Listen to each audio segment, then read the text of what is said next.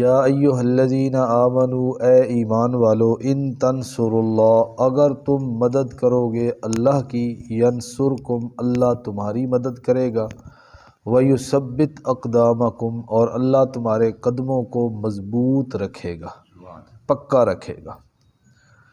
اب اللہ رب العزت تو کسی کی معاونت اور کسی کی مدد کا محتاج ہی نہیں ہے۔ اللہ کو تو ضرورت نہیں ہے نا کہ کوئی اللہ کی مدد کرے، یا اللہ کسی سے اعانت لے، کسی سے اللہ مدد لے۔ تو اس کا مطلب کیا ہے کہ اگر تم اللہ کی مدد کرو گے تو اللہ تمہاری مدد کرے گا۔ تو یہاں پر اس آیت کا یہ حقیقی مطلب نہیں ہے کہ تم اللہ کی مدد کرو، الیاذ باللہ کو اللہ ہماری مدد کا محتاج ہے، یہ نہیں ہے۔ یہاں پر مطلب ہے ان تنصروا دین اللہ، اگر تم اللہ کے دین کے مددگار بنو گے، اگر تم اللہ کے دین کے مددگار۔ حضرت عیسیٰ علیہ السلام نے اپنے حواریوں کو کہا تھا من انصاری الی اللہ، یہ مطلب ہے کون ہے میرا مددگار الی اللہ، اللہ کی طرف، یعنی اللہ کے اس دین کے معاملے میں میرا مددگار کون ہے میری مدد کرنے والا؟ تو قال الحواریون، ان ساتھیوں نے کہا نحن انصار اللہ، ہم ہیں اللہ کے مددگار، مراد اللہ کے دین کے مددگار، وگرنہ اللہ رب العزت کو ہماری مدد اور اعانت کی ضرورت نہیں ہے۔ کسی سے مدد لینا یہ تو محتاجی ہے نا، بندہ خود نہیں وہ کام کر سکتا تب بندہ کسی کو اپنے ساتھ ملاتا ہے، تو اللہ تعالیٰ تو محتاجی سے پاک ہے۔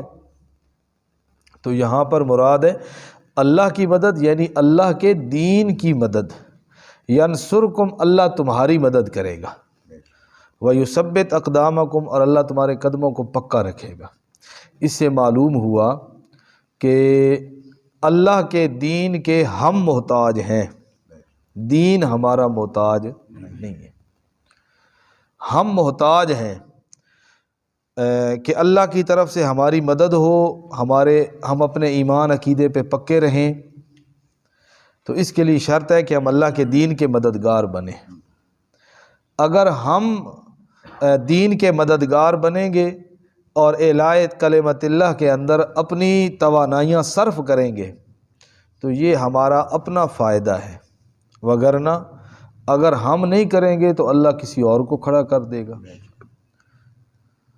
وہ قرآن مجید میں آتا ہے نا من یرتد منکم عن دینہ فسوف یأتی اللہ بقوم، الیاذ باللہ، اگر تم دین سے پھر گئے، چھوڑ دیا، مرتد ہو گئے، تو کیا مطلب بھی دنیا میں لا الہ الا اللہ ختم ہو جائے گا؟ اللہ کسی اور قوم کو لے آئے گا، جو اللہ سے محبت کرنے والے اللہ ان سے محبت کرنے والا، مومنوں کے اوپر نرم اور کافروں کے اوپر بڑے سخت۔ یعنی اللہ رب العزت کے کام نہیں رکتے، اللہ رب العزت کا دین اس نے باقی رہنا ہی ہے، ہم چاہے اللہ کے دین کے مددگار بنے یا نہ بنے، یہ بات پکی ہے۔ ایک میں آپ کو مثال دیتا ہوں، ایک سچا واقعہ سناتا ہوں آپ کو۔ بادشاہ ہاتھیوں کی فوج لے کے حملہ آور ہوتا ہے مکہ مکرمہ پہ، حملہ کرنے کے ارادے سے وہ آتا ہے، ہاتھیوں کی فوج ہے اس کے پاس، اور مکہ کے قریب آ کے وہ اپنا ڈیرا لگا لیتا ہے، اپنا خوف اور اپنا دبدبہ بٹھانے کے لیے۔ سب مکہ کے سردار اور مکہ کے رہنے والے لوگ ڈرے اور سہمے ہوئے ہیں کہ اس فوج کا، اتنی بڑی فوج کا ہم کیسے مقابلہ کریں گے۔ اس کے سپاہی باہر نکلتے ہیں اور ایک جگہ پہ ان کو نظر آئے اونٹ، انہوں نے وہ اونٹ پکڑ لیے اور لے گئے اپنے پاس اپنی فوج میں۔ اور وہ اونٹ کس کے تھے؟ نبی پاک صلی اللہ علیہ وسلم کے دادا جناب عبد المطلب۔ جس سال یہ واقعہ پیش آیا نا، اسی سال نبی پاک صلی اللہ علیہ وسلم پیدا ہوئے ہیں، یعنی جس سال نبی علیہ السلام کی ولادت ہو رہی ہے یہ اس سال واقعہ ہوا۔ اس سال کو عرب والے کہتے تھے عام الفیل، عام الفیل، فیل کا معنی ہوتا ہے ہاتھی، ہاتھیوں والا سال۔ اور ایک قرآن مجید کے اندر ایک سورت بھی ہے، سورۃ الفیل، الم تر کیف فعل ربک باصحاب الفیل، اسی واقعہ کے اندر، اسی واقعہ کی طرف اشارہ ہے۔ تو اونٹ انہوں نے پکڑ لیے، اونٹ تھے جناب عبد المطلب کے، ان کو کسی نے بتایا کہ تمہارے اونٹ اس فوج کے سپاہی پکڑ کے لے گئے ہیں۔ تو جناب عبد المطلب جو تھے یہ کعبہ کے متولی تھے، ان کو جب پتہ چلا تو یہ چلے گئے اس بادشاہ کے پاس، اس بادشاہ کا نام تھا ابرہہ۔ اس کے پاس جب پہنچے تو اس کو بتایا گیا کہ وہ بندہ آیا ہے جو اس گھر کا، اس بیت اللہ کا، اس کعبہ کا متولی ہے، محتمم ہے، نگران ہے، وہ بندہ آپ سے ملنے کے لیے آیا۔ تو وہ دل ہی دل میں بڑا خوش ہوا کہ یہ اب آیا ہے میرے پاس، معافی مانگے گا اور مجھے آ کر کہے گا جی حملہ نہ کرو، یعنی جو بھی بات کرے گا۔ تو جناب عبد المطلب نبی علیہ السلام کے دادا جی جب وہاں پر پہنچے نا تو وہاں پر بیٹھے تو انہوں نے جا کر کہا کہ بھائی بادشاہ سلامت۔ انہوں نے پوچھا ابھی کیوں آئے ہو؟ انہوں نے کہا ابھی میں تو اس لیے آیا ہوں کہ میرے جو اونٹ چر رہے تھے اور آپ کے فوجی پکڑ کے لے آئے ہیں، میں تو اپنے ان اونٹوں کو لینے کے لیے آیا۔ اس نے کہا عجیب آدمی ہے ابھی تو، میں تمہاری عبادت کا مرکز کعبۃ اللہ، بیت اللہ جس کو تم کہتے ہو، جو تمہاری عبادت اور عقیدتوں کا مرکز ہے، میں اس کو گرانے اور ڈھانے کے لیے آیا ہوں، فوج لے کے اور برباد کرنے کے لیے آیا ہوں، اور تو آ کے اپنے اونٹوں کی باتیں لے کے بیٹھا ہے۔ تو جناب عبد المطلب نے بڑا پیارا جواب دیا، انہوں نے کہا بھئی اونٹ میرے ہیں، میں نے آپ سے بات اونٹوں کے بارے میں کرنی ہے، جس کا گھر ہے وہ خود اس کو جانے، وہ اس کی حفاظت کرنے والا خود ہے۔ اچھا اب دیکھیں، مکہ والوں نے اللہ کے گھر کی حفاظت کرنے سے وہ عاجز، انہوں نے کہا ہم اس کی حفاظت کر نہیں سکتے۔ تو اس کا کیا نتیجہ نکلا کہ بادشاہ نے آ کے اعلیٰ باللہ ان کو، اس گھر کو کوئی شہید کر دیا یا گرا دیا یا نقصان پہنچ گیا، اس کو کچھ نہیں پہنچا۔ انہوں نے اپنا قدم پیچھے ہٹائے، انہوں نے کہا ہم کچھ کر سکتے نہیں ہیں۔ اللہ نے کہا ٹھیک ہے تم نہیں کر سکتے تو میرا کعبہ کو تمہاری حفاظت کی وجہ سے قائم نہیں ہے، میرا کعبہ اور میرا گھر میرے اپنے امر اور میری حفاظت کی وجہ سے قائم ہے۔ اللہ نے پرندے بھی وہ بھیجے ابابیل، جو انتہائی چھوٹے پرندے ہیں، اللہ تعالیٰ نے ان پرندوں کے ذریعے اپنے گھر کی حفاظت کروا لی۔ اللہ تعالیٰ نے ان پرندوں کے ذریعے اپنے گھر کی حفاظت کروائی اور اس لشکر کو اللہ تعالیٰ نے تباہ و برباد کر دیا۔ تو یہ کبھی نہیں کہنا چاہیے کہ میں ہوں تو یہ کام ہو رہا ہے، اگر میں نہ ہوا تو یہ کام نہیں ہوگا۔ ہاں، اللہ رب العزت کے کام چلتے ہی رہتے ہیں۔ یہ تو ہم کہتے ہیں نا کہ بچھڑا کچھ اس ادا سے کہ رت ہی بدل گئی، ایک شخص سارے شہر کو ویران کر گیا، وگرنہ کسی کے جانے سے یہ دنیا ویران ہوتی نہیں ہے۔ یہ تو ایک تخیل ہے نا، یہ تو ایک خیال ہے کہ ایک شخص سارے شہر کو ویران کر گیا، کسی کے جانے سے یہ دنیا ویران ہوتی نہیں ہے۔ ہاں، دنیا نے رہنا ہے جب تک اللہ رب العزت کا حکم ہوگا۔ لوگ آ رہے ہیں جا رہے ہیں، حتیٰ کہ 1,24,000 پیغمبر بھی دنیا میں آئے اور آ کر چلے گئے۔ تو ہم محتاج ہیں لیکن اللہ کا دین محتاج نہیں ہے۔ ان تنصر اللہ ینصرکم، یہ جو ہم مسجد میں آتے ہیں نماز پڑھتے ہیں، اللہ تعالیٰ اللہ تعالیٰ نے مسجد کو آباد کیا ہوا ہے نمازیوں کے ساتھ۔ اب ہم سب یہ کوئی کر لیں، معاہدہ کر لیں کہ ہم نے مسجد میں نہیں جانا، تو کیا مسجد بے آباد ہو جائے گی یا ویران ہو جائے گی؟ اللہ اپنے فرشتوں کے ذریعے اپنے گھروں کو آباد کر دیتے ہیں۔ ہم تو آتے ہیں نا چند منٹوں کے لیے مسجد میں، دن میں 5 مرتبہ تھوڑے تھوڑے وقت کے لیے آتے ہیں، تو کیا اس کا کیا مطلب ہے کہ باقی وقت یہ اللہ کے گھر یوں ہی بے آباد اور ویران رہتے ہیں؟ اللہ کی رحمت کے فرشتے اللہ کے گھروں میں ہر وقت اللہ کا ذکر کرتے رہتے ہیں۔ تو ہمیں اپنے آپ کو محتاج سمجھ کے اللہ کے دین کے پیچھے لگنا چاہیے، اور اگر ہم اپنے آپ کو محتاج اور کمزور اور ضعیف سمجھ کے لگے رہیں گے نا تو اللہ تعالیٰ ہمارے اندر بھی اور ہماری نسلوں اور اولادوں کے اندر بھی اللہ دین کو باقی رکھے گا۔ یہ بات پکی ہے۔ جن کی نسلوں کے اندر دین ختم ہوا ہے نا، ان کی نسلوں کی قیمت بھی اللہ رب العزت کے ہاں ختم ہو گئی ہے۔ ہاں، اگر اپنی آئندہ جو زندگی ہے، قیامت تک ہم نے رہنا ہے قبر میں اور پھر قیامت کے بعد اللہ کے سامنے کھڑے ہونا ہے، اگر اس زندگی کے اندر ہم اپنے لیے نورانیت اور اچھائی اور بہتری اور اپنے لیے ہر وقت بلندی درجات چاہتے ہیں تو ہم اپنی نسل کو دیندار چھوڑ کے جائیں۔ ہم اپنی اولادوں کو قال اللہ قال الرسول پڑھا کر جائیں، وہ آگے اس امانت کو اپنی اولادوں کے سپرد کریں۔ اگر ہم نے اس کام کے اندر حصہ لے لیا تو سمجھو ہماری آئندہ کی زندگی بن گئی۔ اگر ہم اپنی اولادوں کو ڈگریاں دے کے جائیں، کاروبار دے کے جائیں، دکانیں دے کے جائیں، دنیا دے کے جائیں اور دین نہ دے کے جائیں تو انہی اولادوں نے کل ہمارے لیے دعائیں بھی پیسوں سے، مولویوں سے اور دوسرے لوگوں سے جا کے کروانی ہے۔ انہوں نے ہمارے لیے خود ہاتھ اٹھا کے دعا بھی نہیں کرنی۔ آپ دیکھ لیں اپنے معاشرے میں، اپنے دائیں بائیں کبھی نظر دوڑا لیا کریں، کبھی اس بات پہ غور و فکر خود کر لیا کریں کہ جنہوں نے اپنی اولادوں کو دیندار نہیں بنایا وہ کیا کرتے ہیں، اپنے والدین اور اپنے بڑوں کے جانے کے بعد وہ کیا کرتے ہیں، ان کے لیے دعا وہ کیسے کرتے ہیں، ان کے لیے وہ ایصال ثواب کیسے کرتے ہیں۔ ان کو یہ اس بات کا بھی پتہ نہیں ہوتا کہ ہم نے ان کی طرف سے صدقہ خیرات کس طرح کرنا ہے۔ تو پھر کیا فائدہ دنیا کے اندر آنے کا اور زندگی گزارنے کا اور نسل کو پروان چڑھانے کا اور اولادوں کا اتنا بڑا ذخیرہ جمع کرنے کا، کہ جب اتنا ہی نہ ہو کہ کوئی ہمارے جانے کے بعد ہمارے لیے دعا کر سکے، ہمارے جانے کے بعد ہمارے لیے دعا کر سکے۔ ہماری میت سامنے پڑی ہے اور ہمارا بیٹا کھڑا ہے اور اس کو ہم نے اپنی زندگی میں اتنا بھی نہیں سکھایا کہ جب تیرے باپ کی میت تیرے سامنے ہوگی تو تو نے اس کے لیے نماز جنازہ کے اندر دعا کس طرح کرنی ہے۔ پھر میری زندگی اور اولاد کی تربیت میں نے کیا کی ہے؟ کچھ نہیں کی پھر تربیت۔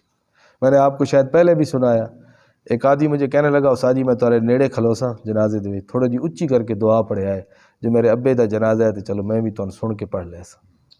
یہ خود مجھے اس آدمی نے کہا تھوڑی جی اچھی کر کے جی دعا پڑھے، اس کے والد کا جنازہ تھا، تھوڑی جی اچھی کر کے دعا پڑھے آئے تاں جو میں سن کے بھی میں بھی دعا۔ کیا فائدہ؟ اس باپ نے کیا زندگی کے اندر کیا کیا اپنی اولاد کو؟ اس نے زمینیں دی ہوں گی، جائیدادوں کا مالک بنایا ہوگا، پیسے چھوڑ کے گیا ہوگا، کیا فائدہ جو بیٹا اپنے والد کا خود نماز جنازہ نہ پڑھا سکے، اس کے لیے دعا نہ کر سکے؟ کیا فائدہ پھر اس کا؟ اللہ اکبر۔ بس اللہ تعالی ہمیں بھی دیندار بنائے اور ہماری اولادوں اور نسلوں کے اندر اللہ دین کو باقی رکھے۔ اللہ ہماری اولادوں اور نسلوں کے اندر دین کو باقی رکھے، دین کو باقی رکھے۔ والذین کفروا فتعسا لہم، جن لوگوں نے کفر کیا ہلاکت ہے ان کے لیے، وَأَضَلَّ أَعْمَالَهُمْ، اللہ نے ان کے اعمال کو برباد کر دیا۔ ذَلِكَ بِأَنَّهُمْ كَرِهُوا مَا أَنزَلَ اللَّهُ، اس لیے کہ انہوں نے جو چیز اللہ نے اتاری اس کو ناپسند سمجھا، یعنی دین کو، جو دین کو ناپسند سمجھے اللہ تعالیٰ اس کے اعمال کو بھی برباد کر دیتا ہے، اللہ اس کے اعمال کو بھی برباد کر دیتا ہے۔ افلم یسیروا فی الارض، کیا زمین کے اندر چلے پھرے نہیں ہیں لوگ، فینظروا، دیکھتے، کیف کان عاقبۃ الذین من قبلہم، کیسے ہوا انجام ان لوگوں کا جو ان سے پہلے ہیں۔ دمر اللہ علیہم، اللہ تعالیٰ نے ہلاکت اتاری، برباد کر دیا اللہ تعالیٰ نے ان لوگوں کو۔ وللکافرین امثالھا، اور کافروں کے لیے کئی مثالیں دنیا کے اندر موجود ہیں۔ جنہوں نے اللہ رب العزت کے راستہ کو چھوڑا، اللہ تعالیٰ نے ان لوگوں کو تباہ و برباد کر کے رکھ چھوڑا، پتہ ہی نہیں ہے ان کو۔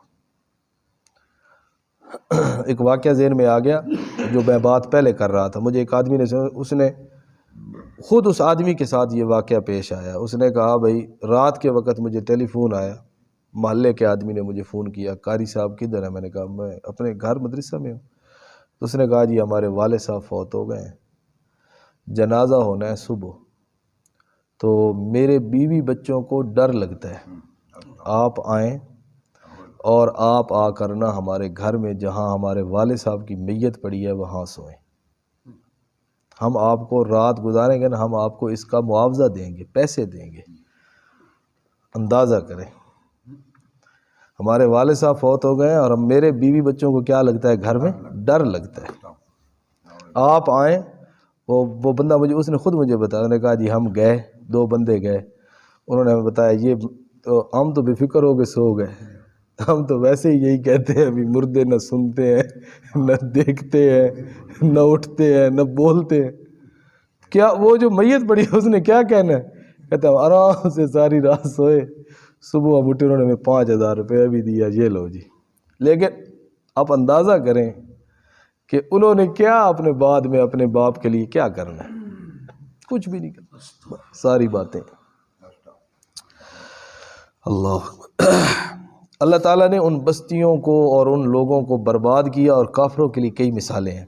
ذالک بأن اللہ مولی الذین آمنوا، یہ سب کچھ اس لیے کہ اللہ مولا ہے. مولا کا معنی یہاں پر ہے مددگار. یہاں پر مولا کا معنی کیا ہے؟ مولا کے مختلف معنی ہیں. مولا کا معنی دوست، جس طرح حدیث میں آتا ہے من کنت مولاہ فعلی مولا، جس کا میں دوست اس کا علی دوست.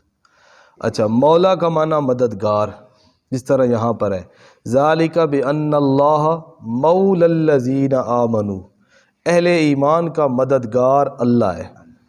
اچھا، مولا کا معنی معزز محترم. ایک مولا کا معنی معزز اور محترم، جس طرح ہم کہتے ہیں حضرت مولانا، آگے اس کا نام. یہاں پر اس مولانا سے مراد معزز اور محترم شخصیت. اچھا، ایک مولا کا معنی ہوتا ہے آقا اور سردار. مولا کا معنی آقا اور سردار. اچھا، ایک مولا کا معنی ہوتا ہے غلام. مولا کا معنی غلام، جس طرح حضرت ابن عمر اور باقی صحابہ کے جو غلام تھے تو ان کے بارے میں حدیث کے اندر لفظ آتا ہے مولا ابن عمر، یعنی ابن عمر کا غلام. تو ایک ہی لفظ ہے، اسی کا معنی سردار، اسی کا معنی غلام، اسی کا معنی دوست، اسی کا معنی محترم، اور اسی کا معنی مددگار. اب کس مقام پہ کون سا معنی لینا ہے، یہ اس مناسبت کو دیکھا جائے گا، اس کے سیاق سباق کو دیکھا جائے گا، اس سے پہلی اور بعد کی کلام کو دیکھا جائے گا، پھر اس کا معنی متعین کیا جائے گا. تو یہاں پر مولا کا معنی ہے مددگار. ذالک بأن اللہ، بے شک اللہ مولی الذین آمنوا، مددگار ہے اہل ایمان کا. وأن الکافرین، اور بے شک کافر لا مولا لہم، ان کا کوئی مددگار نہیں ہے. اللہ تعالیٰ مولا ہے، مددگار ہے کافروں کا، مومنوں کا، اور کافروں کا کوئی بھی مددگار. ایک واقعہ سن لیں، حدیث میں آتا ہے غزوہ احد، جنگ احد، جب کافروں نے دوبارہ حملہ کیا مسلمانوں کے اوپر، اور مسلمان مال غنیمت وغیرہ اکٹھا کر رہے تھے، اور پیچھے سے کافروں نے دوبارہ حملہ کیا، تو مسلمان جو ہے نا، وہ ان کی جو جمعیت تھی وہ بکھر گئی، اور انتہائی شدید حملہ کیا انہوں نے.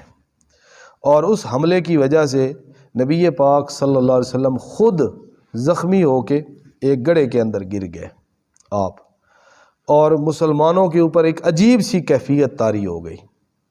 لوگ میدان جنگ کو چھوڑ کے بھاگ رہے ہیں. صحابہ کرام نے نبی علیہ السلام کو زخمی حالت میں اٹھایا، اور اود پہاڑ کے اوپر ایک غار ہے تھوڑے چھوٹا سا، وہاں پر نبی پاک صلی اللہ علیہ وسلم کو صحابہ کرام اٹھا کے اوپر لے گئے. اب جو میدان جنگ تھا نا سارا، اس کے اندر یا زخمی پڑے ہیں یا مقتول پڑے ہیں، اور کوئی بندہ نہیں ہے. اس دن جو کافروں کی کمان تھی نا، اور ان کا جو کمانڈر تھا اس جنگ کے اندر، اس کا نام تھا ابو سفیان، جو بعد میں نبی پاک صلی اللہ علیہ وسلم کا کلمہ پڑھ کے مسلمان ہو گئے. حضرت ابو سفیان رضی اللہ تعالیٰ عنہ بن گئے. اب ابو سفیان آیا، اس نے میدان جنگ کے اندر، اس نے آ کر دیکھا زخمی، تقریباً 70 کے قریب مسلمان اس کے اندر شہید ہوئے. نبی علیہ السلام کے چچا حضرت حمزہ رضی اللہ تعالیٰ عنہ بھی اس موقع پر شہید ہوئے. تو وہ آیا میدان جنگ میں، اس نے چکر لگایا، اور اسے کوئی نظر نہ آیا. نبی علیہ السلام بھی نظر نہ آئے، حضرت صدیق عمر، حضرت عثمان، حضرت علی، کوئی بھی اس کو نظر نہ آئے. تو اس نے نا اونچی آواز کے ساتھ، اس نے دائیں بائیں دیکھ کے، نظر تو کوئی آ نہیں، اس نے اونچی آواز میں کہا کہ اے قوم کے لوگوں، کیا تمہارے اندر محمد صلی اللہ علیہ وسلم ہیں؟ اب نبی علیہ الصلوۃ والسلام زخمی حالت میں اس پہاڑ کے اوپر تھے، حضرت فاروق اعظم پاس بیٹھے تھے۔ جب ان کے پاس آواز پہنچی نا، حضرت فاروق اعظم رضی اللہ تعالیٰ عنہ نے اٹھنا چاہا بھی میں اٹھ کے جواب دوں۔ نبی علیہ السلام نے کہا اجلس، بیٹھے رہو، جواب دینے کی ضرورت ہے۔ اس نے ایک دو دفعہ کہا، کوئی جواب نہ آیا۔ اس کو یقین ہو گیا کہ نبی پاک صلی اللہ علیہ وسلم شہید ہو چکے ہیں، کوئی جواب جو نہیں آ رہا۔ اب اس نے دوسرا پھر کہا، کیا قوم کے اندر ابو بکر ہیں؟ پھر حضرت عمر کھڑے ہو کے جواب دینے لگے۔ نبی علیہ السلام نے کہا جواب دینے کی ضرورت نہیں ہے، بیٹھے رہے۔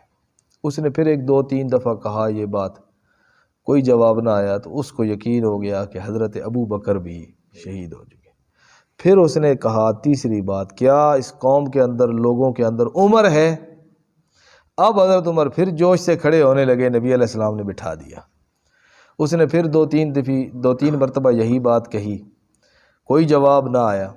تو جب اس نے دیکھا کہ نہ آ رہا ہے نبی علیہ السلام کی کہ وہ ہیں ابو بکر ہیں عمر ہیں، اب اس کو یقین ہو گیا کہ یہ تینوں شہید ہو چکے ہیں۔ اب اس نے اپنا وہ شرکیہ نعرہ لگایا۔